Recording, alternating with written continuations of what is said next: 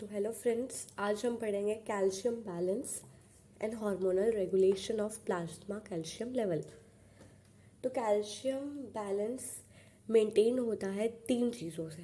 First, जो भी calcium हमने इनटेक किया है उसका absorption. Second, fluid exchange between bone and external cellular fluid. और third, excretion of calcium in fecal matter and urine. तो अब्जॉर्प्शन, एक्सचेंज और एक्सक्रीशन, ये तीन चीज़ें कैल्शियम बैलेंस को मेंटेन करती है। तो सबसे पहले अब्जॉर्प्शन ऑफ कैल्शियम देखते हैं। तो जो भी कैल्शियम हम इनटेक करते हैं उसका 35% अब्जॉर्ब हो जाता है मेनली ड्यूडेनम में, जो हमारा स्मॉल इंटेस्टाइन का फर्स्ट पार्ट है। और ये रेगुलेटेड होता है बाय 1,25 डाईहाइड्रोक्सी कोलेकैल्सिफेरॉल। सेकेंड, हमने देखा था exchange between bone and ECF. तो रैपिड एक्सचेंज होता है और स्लो एक्सचेंज होता है। रैपिड एक्सचेंज की बात करें तो वो ईसीएफ और smaller, that is approximately 1% pool of bone के बीच में होता है। और स्लो एक्सचेंज ईसीएफ और larger 99% of pool of stable calcium के बीच होता है। तो रैपिड एक्सचेंज में around 20,000 milligram per day exchange होता है, जबकि स्लो एक्सचेंज पे only 500 milligram per day exchange होता है। जिससे बोन रिमॉडलिंग होती है, जिससे बोन रिसॉर्प्शन और डिपोजिशन होता है। तो ये हो गया exchange. Rapid, slow, rapid 20,000 milligram and slow 500 milligram. Excretion of calcium की बात करें तो फीकल और यूरिनरी एक्सक्रीशन होता है। फीकल में अराउंड 800 मिलीग्राम एक्सक्रीट होता है और यूरिनरी में अराउंड 200 मिलीग्राम एक्सक्रीट होता है। तो जो फीकल का 800 है उसमें से 650 मिलीग्राम अनअब्जॉर्ब्ड फ्रैक्शन होता है डाइट का, और 150 मिलीग्राम इंटेस्टाइन में सिक्रीट किया जाता है थ्रू बाइल, पैनक्रियाटिक जूस और इंटेस्टाइनल सिक्रीशंस। यूरिनरी में 200 मिलीग्राम ही एक्सक्रीट होता है। एक्चुअली 10,000 मिलीग्राम फिल्टर होता है, पर 98 to 99% ही अब्जॉर्ब हो जाता है, बाकी का एक्सक्रीट होता है। तो टाइप्स की बात करें कैल्शियम बैलेंस की तो एक हो गया न्यूट्रल, पॉजिटिव, नेगेटिव। न्यूट्रल में जितना एक्सक्रीशन हुआ उतना ही इनटेक था, इसलिए हम उसे न्यूट्रल कहते हैं।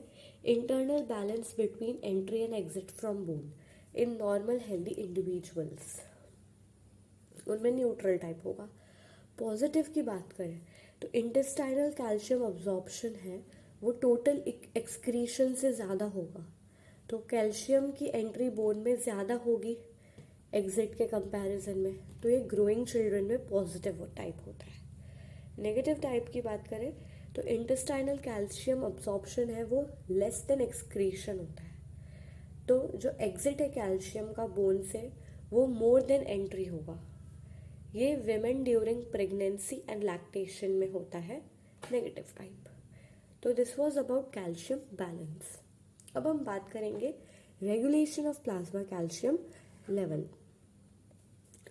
तो नॉर्मल रेंज जो है कैल्शियम की वो है 9 to 11 मिलीग्राम पर डेसी लीटर। तो उसको मेंटेन करने के लिए कौन से फैक्टर्स होते हैं हम उसकी बात करते हैं। तो कैल्सीट्रोपिक हार्मोन्स होते हैं, पैराथायरॉयड हार्मोन रिलेटेड प्रोटीन होता है और अदर हार्मोन्स होते हैं।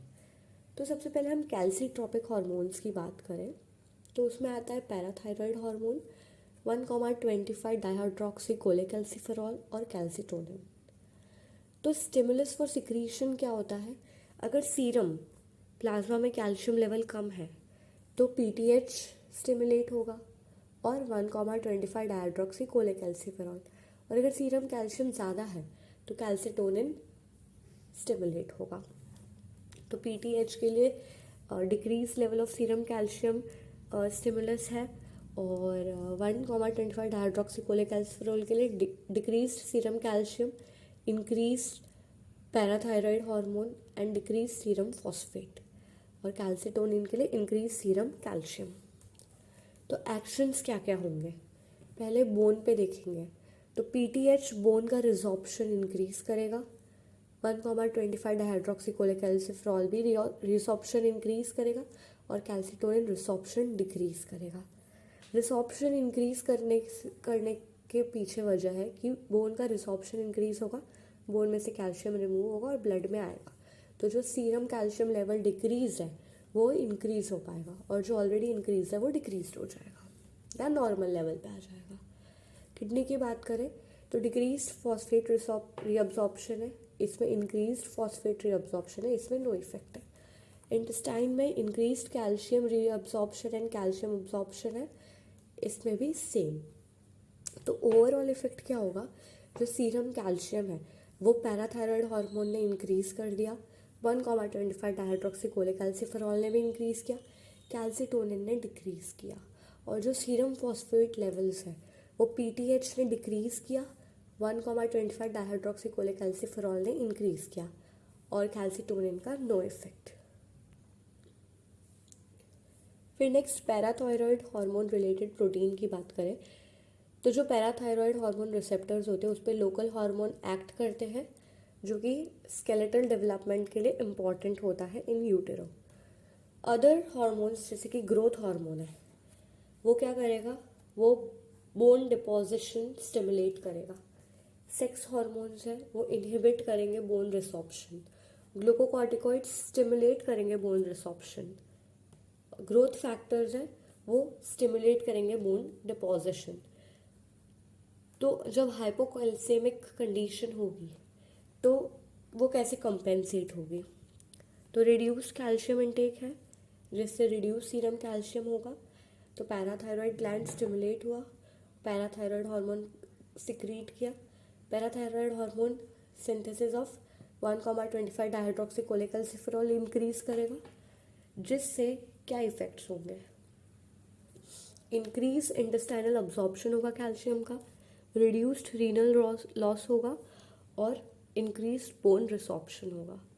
तो ये सब फैक्टर्स, ये 3 factors, increase bone resorption, reduced renal loss and increase intestinal absorption of calcium, ये तीनों मिलके कैल्शियम का नॉर्मल रेंज वापस लाएंगे। So the calcium will be under the normal range due to these 3 factors.